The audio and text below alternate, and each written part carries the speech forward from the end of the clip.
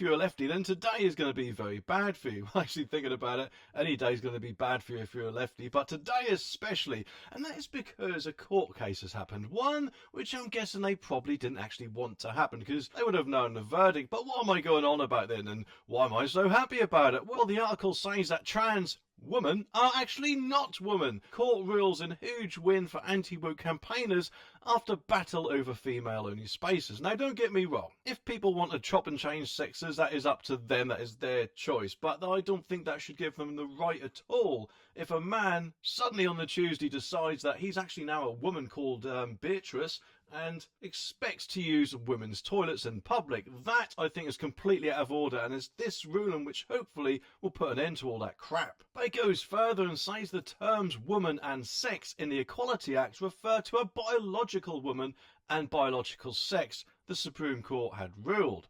And the rulings followed a series of challenges brought by the Campaign Group for Women in Scotland, the FWS, over the definition of a woman. So, no doubt, of course, Keir Starmer will also probably use this to help make his mind up on what a woman actually is. Because if I remember correctly, not so long ago, he, from what I remember, and admittedly I could be remembering this wrong, though I don't think I am, but from what I remember, he thought that 1% of women have a penis. So unfortunately now for Keir, the only penis is on his head, surely, because this court has completely ruled against that. Scottish legislature mandates 50% female representation on public boards, and the dispute centred on whether or not someone with a gender recognition certificate, the GRC, recognising their gender as female, should be treated under the 2010 Equality Act.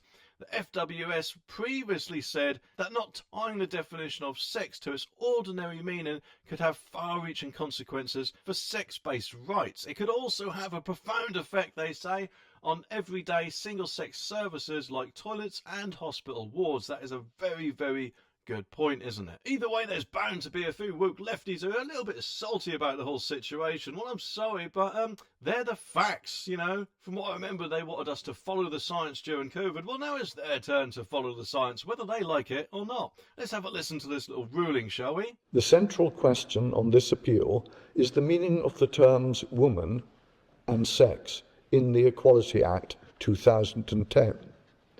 Do those terms refer to biological women or biological sex?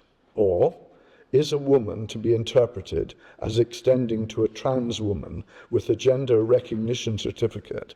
By that I mean a person born male who now possesses a gender recognition certificate amending her gender to female. And sex to be interpreted as including what I will refer to as certificated sex. The unanimous decision of this court is that the terms woman and sex in the Equality Act 2010 refer to a biological woman and biological sex. So perhaps now, maybe, just maybe, people or even the government might go back and have a little bit of common sense when deciding decisions in the future regarding certain things, eh?